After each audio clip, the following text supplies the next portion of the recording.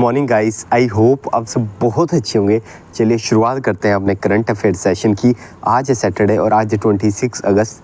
तो बढ़ते हैं अपने क्वेश्चन नंबर 1 की तरफ। ठीक है, बैंक ऑफ बड़ौदा ने रिसेंटली सेलिब्रेट किया है अपना कौन सा year of excellence in the United Arab Emirates. ठीक है, तो बैंक ऑफ बड़ौदा ने सेलिब्रेट किया अपना 50th year of excellence in the UAE, क्योंकि बैंक ऑफ बड़ौदा की एक ब्रांच यूएई में भी है। ठीक है, और ये अकेला इंडियन बैंक है जिसकी ब्रांच यूएई में भी है। ठीक है, तो इस चीज़ का ध्यान रखें, दुबई यूएई। ठीक है, इन्हें moment celebration bank of Baroda UAE the soul Indian bank. ठीक है, और इन्होंने अभी अपने 50 ईयर्स वहाँ पे कंप्लीट कर लिए हैं। ठीक है, इसे इस्टेब्लिश किया गया था 1974 में। और अगर हम यूएई की बात करें, यूनाइटेड अरब एमिरेट्स की, तो आप सबको कैपिटल पता ही है कि दुबई वहाँ की, अबू धाबी वहाँ की कैपिटल है और वहाँ की करेंसी आपकी दिरहम।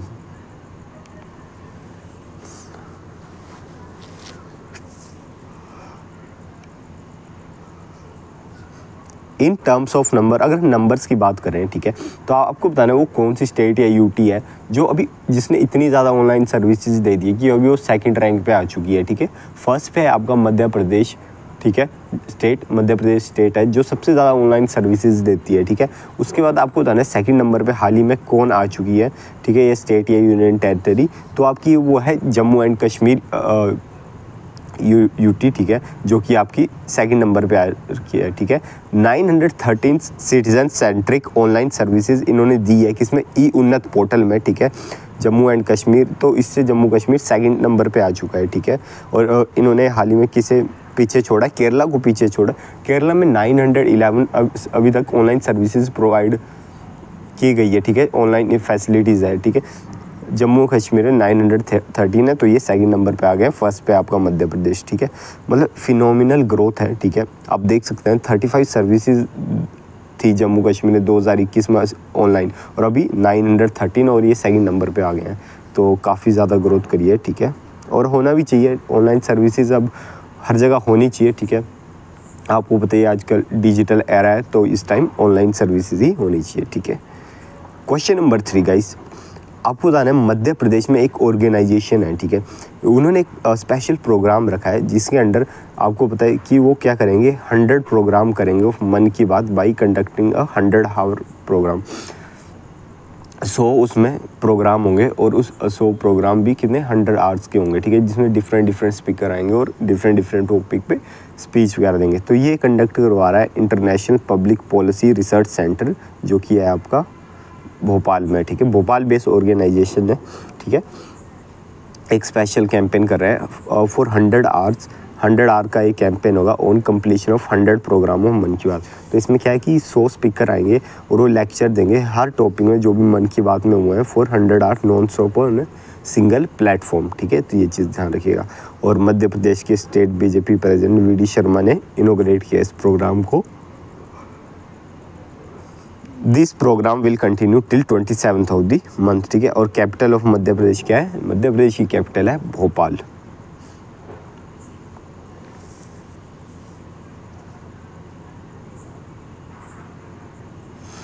How much did Tamil Nadu chief minister M K Stalin contribute toward the relief work in Himachal Pradesh.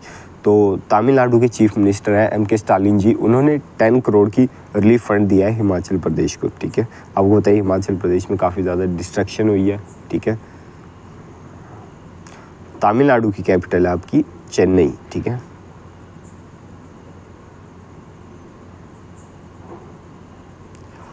Who has been declared as the national icon of the Election Commission of India? Important question है, please ध्यान रखिएगा। Last year national icon of election commission of India थे पंकज त्रिपाठी, और इस साल आप सबके favourite, ठीक है, क्रिकेटर सचिन तेंदुलकर जी को, ठीक है, इलेक्शन कमीशन ऑफ इंडिया का नेशनल आइकन बनाया गया है। ठीक है, तो ये चीज़ प्लीज़ ध्यान रखिएगा। Bharat Ratna awardee legendary cricket Sachin Tendulkar ji को नेशनल आइकन डिक्लेयर कर दिया है इलेक्शन कमीशन ऑफ इंडिया ने। ठीक है, और सचिन जी ने मेमोरेंडम ऑफ अंडरस्टैंडिंग कर लिया है।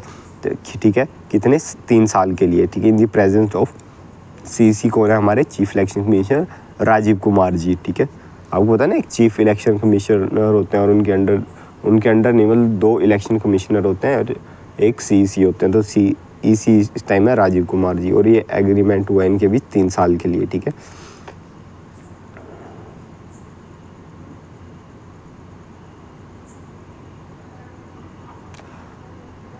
इंपॉर्टेंट क्वेश्चन है गाइस, ठीक है। आपको बताना है नया नाम क्या रख दिया गया है खेलो इंडिया वुमेन लीग का। ऐसे खेलो इंडिया आपको पता चल रही है गेम्स, है ना। खेलो इंडिया जो वुमेन लीग है, हाल ही में यूनियन मिनिस्टर अनुराग सिंह ठाकुर ने अनाउंस किया है, उनका नया नाम हो चुका है खेलो इंडिया वुमेन्स लीग का अस्मिता वुमेन लीग, ठीक है। अब अस्मिता वुमेन लीग नया इसका नाम है खेलो इंडिया वुमेन लीग का। तो प्लीज़ ध्यान रखिएगा, अस्मिता की फुल फॉर्म बता देता हूँ आपको, achieving sports milestone by inspiring women through action, ठीक है।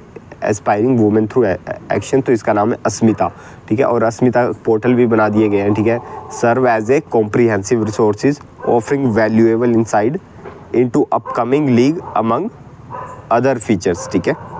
It will enable any school, college, government और private organisation to host the Asmita women league and the part of Khelo India march toward sporting excellence, ठीक है। तो इस चीज़ का आप ध्यान रखेंगे।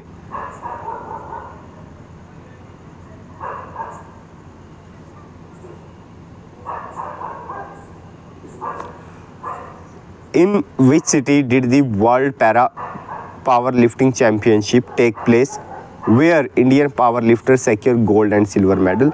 तो ये हुई थी दुबई में, ठीक है, जहाँ पे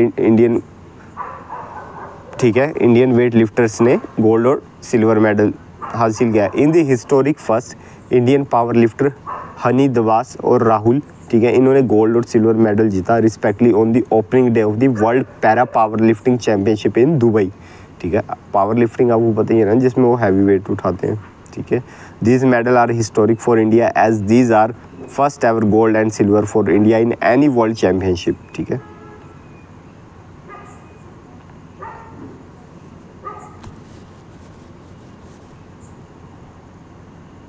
रिसेंटली आपको बताना है कौन सा वो indigenous air to air missile है, ठीक है, जिसे सक्सेसफुली फायर करा गया तेजस लाइट कॉम्बैट एयरक्राफ्ट से of the coast of Goa. तो उस मिसाइल का नाम है अस्त्र, ठीक है। अस्त्र मिसाइल है वो, ठीक है, जो कि तेजस, आपको पता है तेजस लाइट कॉम्बैट एयरक्राफ्ट है, ठीक है, कॉम्बैट एयरक्राफ्ट है तेजस, उससे अस्त्र मिसाइल को फायर किया गया और भी सक्सेसफुली, ठीक है। अस्त्र आपको बता दूँ एक बियॉन्ड विजुअल रेंज मिसाइल है, ठीक है, BVR जिसे कहते हैं, beyond visual range air to air missile है off the coast of the Goa, ठीक है।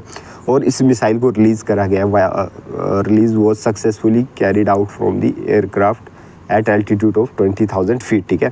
अस्त्र एक state of the art BVR air to air missile है, ठीक है, engage and destroy highly manoeuvring supersonic aerial target, ठीक है। तो काफ़ी मतलब प्रिसीजन से जो भी है टारगेट मिलते हैं उन्हें डिस्ट्रॉय कर देती है मिसाइल, ठीक है। और इसे डेवलप किया गया है DRDO की लेबोरेटरी है, ठीक है, defence research and development laboratory, ठीक है, रिसर्च सेंटर इमरात। तो वहाँ पे लेबोरेटरीज़ है और भी लेबोरेटरीज़ है DRDO की, जिन्होंने मिलके इसे डेवलप किया था अस्त्रा को, ठीक है। तो आप देख सकते हैं फोटो में, ठीक है। चलिए बढ़ते हैं आगे। वुमेन इक्वालिटी डे का ऑब्जर्व किया जाता है, तो ये ऑब्जर्व किया जाता है 26 अगस्त को, ठीक है। तो आज है 26 अगस्त, ठीक है। और ये बेसिकली ऑब्जर्व किया जाता है USA में। इसकी हम स्टोरी जान लेते हैं, ठीक है। Women equality day 2023 is commemorate annually on 26 August through out the US, ठीक है। तो हुआ क्या था कि इस डे को इसलिए सेलिब्रेट किया जाता है क्योंकि वहाँ पे USA में एक 19th अमेंडमेंट पास हुई थी, ठीक है, जहाँ पे US कॉन्स्टिट्यूशन में, ठीक है, जहाँ पे ग्रांट कर दिया गया था वुमेन को राइट टू वोट, ठीक है। Petition for a women on 18 अगस्त 1920 को, ठीक है, 18 अगस्त 1920 को, ठीक है, वुमेन्स को राइट टू वोट की फ्रीडम मिल गई थी, ठीक है। ये 1878 से चल रहा था, ठीक है, अमेंडमेंट वगैरह। लेकिन जो सैंक्शन हुई 1920 में जाके सैंक्शन हुई, क्योंकि वुमेन के अगेंस्ट वहाँ पे डिस्क्रिमिनेशन होती थी राइट टू वोट, फिर उन्हें भी मिल गया परमानेंटली, ठीक है। तो the gender based bias was इफेक्टली board from the following years and afterward. तो क्या है कि मतलब 1920 में, ठीक है, but it was sanctioned. The amendment was first implemented in 18 and when discrimination against the right to vote was eliminated permanently, ठीक है। तो वही है 1920 से उन्हें भी राइट मिल गया था, ठीक है। और यूएस कांग्रेस ने फिर, जैसे हमारे पार्लियामेंट में लोकसभा राज्यसभा होती है, वहाँ पे कांग्रेस और सेनेट होती है, ठीक है। तो ये मत सोचिएगा ये पार्टी का नाम है, ठीक है। तो वहाँ पे जो कांग्रेस है, ठीक है, वहाँ का जो हाउस है उन्होंने अनाउंस कर दिया था 26 अगस्त को as a women equality day, ठीक है। बस इतनी बात। और इस साल की थीम है एम्ब्रेस इक्वालिटी है।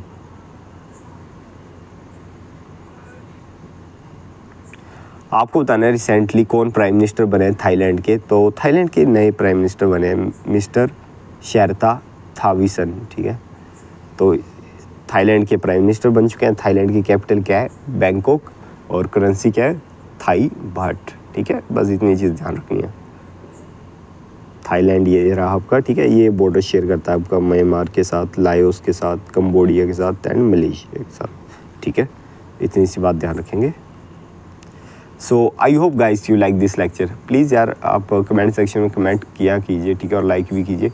व्यूज़ काफ़ी कम हो रहे हैं, प्लीज़ यार आपसे एक हम्बल रिक्वेस्ट है, बहुत ज़्यादा एफर्ट लगता है, ठीक है, बहुत ज़्यादा हार्डवर्क लगता है। तो प्लीज़ यार शेयर कीजिए अपने दोस्तों के साथ, ठीक है, और उनमें भी स्प्रेड कीजिए, आपसे रिक्वेस्ट है, ठीक है। क्योंकि व्यूज़ बहुत ज़्यादा गिर चुके हैं, ठीक है। और मैं मतलब काफ़ी ज़्यादा हार्डवर्क लगता है इस चीज़ में। मैं आपको कभी वीडियो के बीच में नहीं कहता कि लाइक कीजिए या कमेंट कीजिए, मैं एंड पे आपसे जस्ट इससे रिक्वेस्ट, ठीक है। आप नहीं भी करेंगे तो कोई इशू नहीं, बट अगर करेंगे तो आई फील बेटर, ठीक है। सो मिलते हैं नेक्स्ट करंट अफेयर सेशन में, तब तक टेक केयर।